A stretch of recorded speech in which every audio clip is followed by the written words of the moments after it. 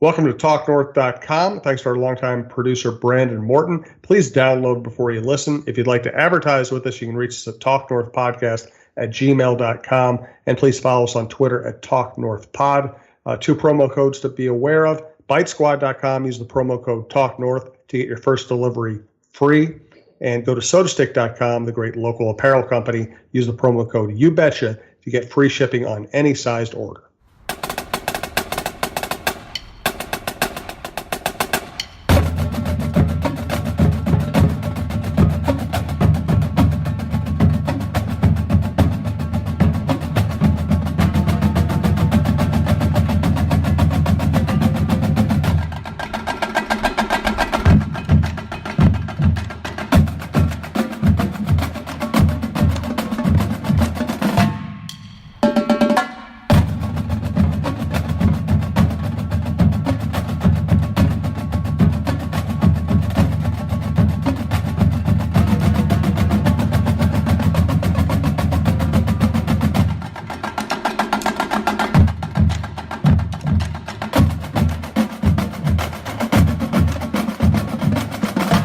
This is Preps Today with John Millea. This is our prep sports show on TalkNorth.com, starring, of course, John Millea from MSHSL. Find his John's Journal at mshsl.org. I'm Jim Suhan from the Star Tribune, and I just set up John to knock it out of the park on all kinds of high school sports topics. Thanks to our sponsor, Pizza Barn Princeton. Very easy to find online, pizzabarnprinceton.com. If you're in Princeton, use your GPS to get close to it, then look in the strip mall next to the bank. You will find it, and it is a cool little family-owned place, very community-oriented. We'll tell you more about their joint in a little bit. If you're going north, you want to stop there. If you're coming south, you want to stop there. If you're anywhere near Princeton, you want to stop by. John, let's start off with the Henning Hornets. Yeah. We can't get enough of the Henning Hornets around here. This story just gets better all the time, Jim. They won the boys 1A state basketball championship. We all know the story. Jacob Quam was killed in a car accident a couple years ago. They had his jersey with him for 2 full years. I went up there last week, sat down with the 4 seniors on the team, Dylan Trena, Adam Lang, Sam Fisher, Jack Bjorkland, and Coach Randy Missigatis. We sat in a room, the 6 of us, and spent an hour. I said, Tell me about Jacob. Tell me about this season, just all this stuff. And it was fantastic. And then I found out that a few days later, this past Saturday, was the 2nd anniversary of Jacob's death.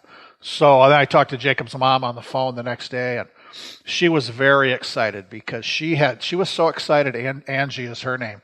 She had purchased illegal fireworks. And that night, Saturday night, they went to the cemetery, to Jacob's grave, and had a big celebration with a ton of illegal fireworks. She was so happy.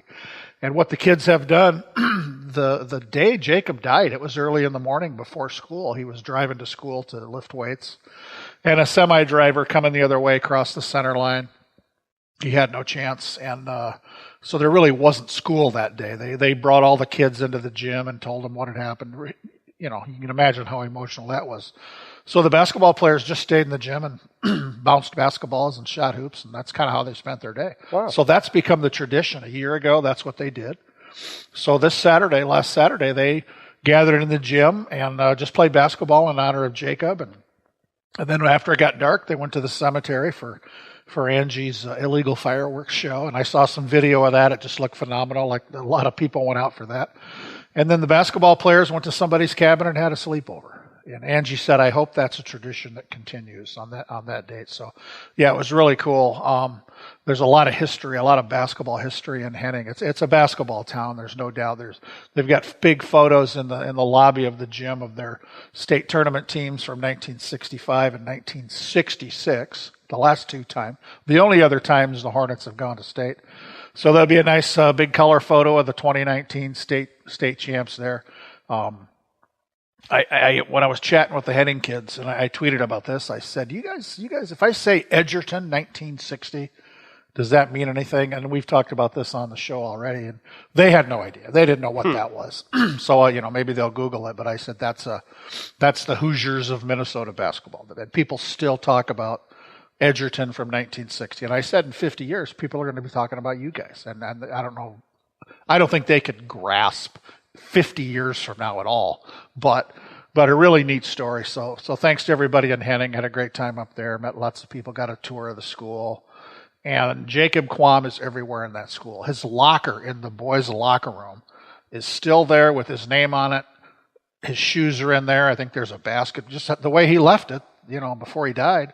And it's been untouched. The lock is still on there, the combination lock. Nobody knows the combination. I mean, they could go in with a bolt cutter or a master key and get it off of there, but I didn't ask. They may leave that there forever. I think that'd be a fitting tribute to keep 50 years from now, if that building is still there, to have Jacob Quam's locker still untouched.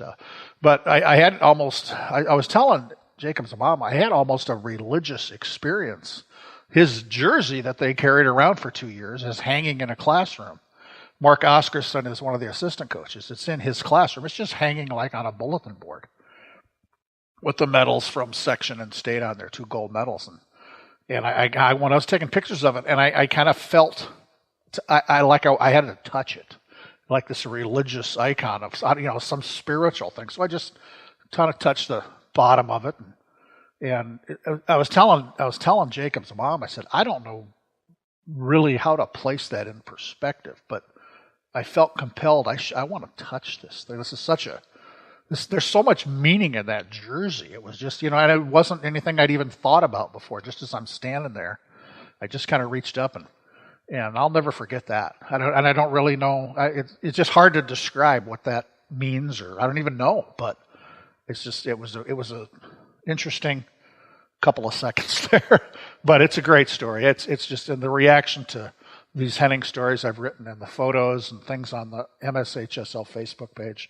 This has really touched a lot of people all over. And the coach was telling me he's still getting emails from people from all over the country who had never heard of Henning, but they want to say congratulations, and they would like to. How can I order a commemorative T-shirt?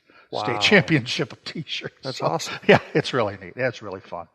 Well, that's great stuff. I appreciate you bringing that story to this network. Let's transition from something very deep and meaningful to something a little more just topical. State of turf. Yeah. We've had more and more turf fields be thrown in Minnesota over the years. It used to be like for years, the state football quarterfinals have had to have been played on turf fields. That's kind of been a mandate in our office. And when that first started, it wasn't easy to find enough turf fields. Now there's, walk around the block, there's a turf field. So I had never been to Janesville, Waldorf, Pemberton ever. This is in the Mankato area. And they put down a turf football field. That's all I knew a couple of years ago. And Bill Adams, their superintendent, he's on the high school league board of directors. I know Bill. I like Bill a lot. He's a great guy. I'd been telling him, keep me in mind. Let me know what's going on. I figured I'll come down for a football game. So I saw a tweet Monday morning from Dan Stork. He's the athletic director at New Richland, Heartland, Ellendale, Geneva. Say that plus Janesville, Waldorf, Pemberton 3 times fast. But he was alerting everybody. They had a softball game, a home softball game scheduled with Medford. And the New Richland field was bad. The Medford field was bad. But Dan had called Janesville to see if they could use their turf. And they could. So I saw the tweet, and then I got a hold of Dan. I said, you're playing on the turf, right? It's not just because their softball field is dry.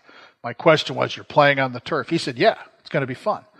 I assumed that meant on the football field, because a lot of these football fields, like in a corner of the end zone, there is a 2 batters boxes and a home plate painted on the turf, and they can put up temporary fencing.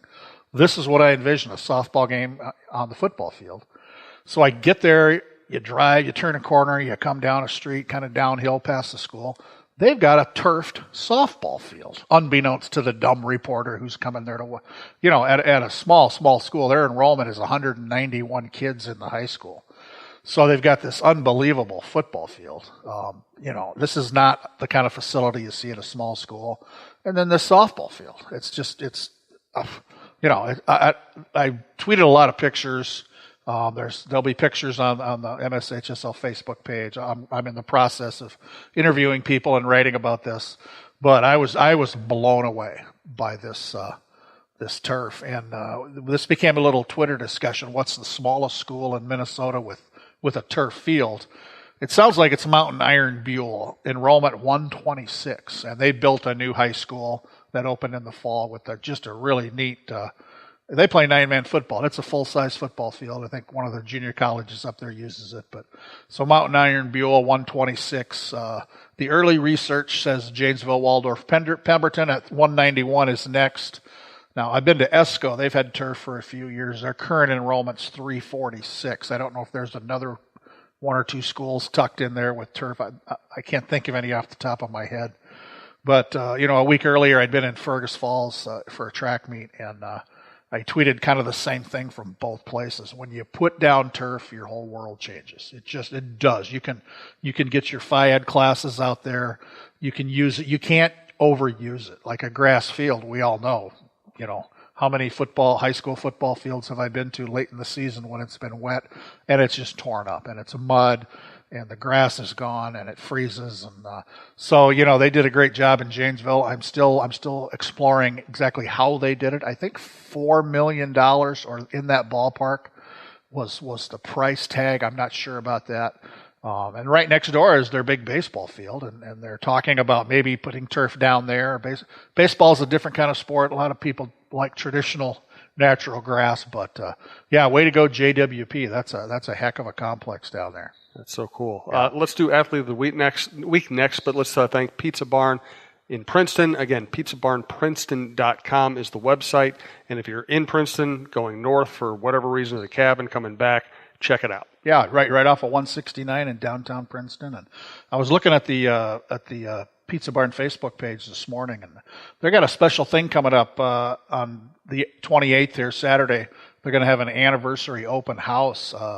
35 years they've been there in Princeton, and also they're going to be able to honor Jody Stays. She's the second generation owner of the place.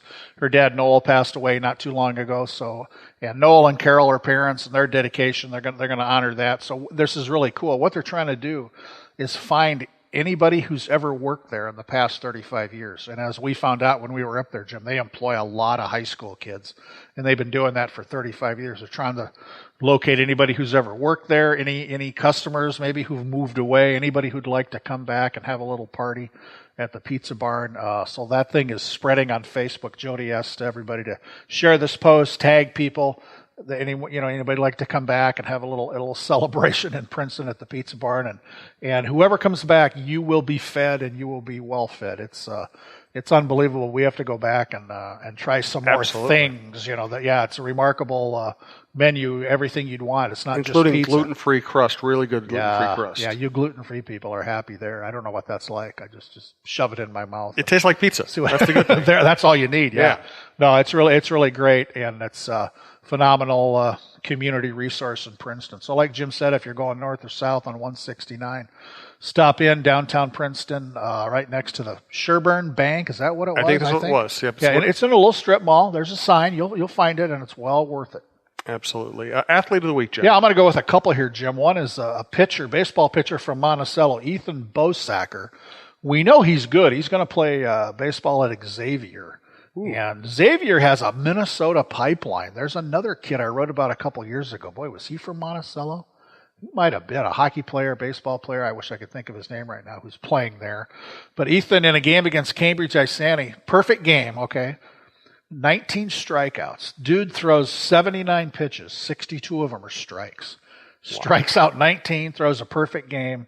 Ethan Bosacker from Monticello. That's for Minnesota baseball. And at this point in the season, I'm guessing Ethan has been throwing most of the winter and has maybe been in some warm weather to get loosened up. That's pretty good. That's pretty good. And then another one I wrote about Kelso Anderson and the speech team from Hall. We had our state speech meet over the weekend at Wayzata High School with the small schools, the 1A kids there on Friday, the 2As on Saturday. Kelso Anderson from Hawley it's a kind of cool story. His first name's Kelso. So I said as I'm talking to him, "Are you named after Kelso from that 70s show?" He admitted, "Yeah, I don't really like that, but that's who I was named after." So I'm thinking, okay, Kelso on that show is the dumb guy. Right. This Kelso is the opposite of that. This is a really smart young man. And he made history at the debate state tournament in January. I wrote about the state debate champions. This is a one-class activity, and it's dominated doesn't even do it service by metro schools, big metro schools.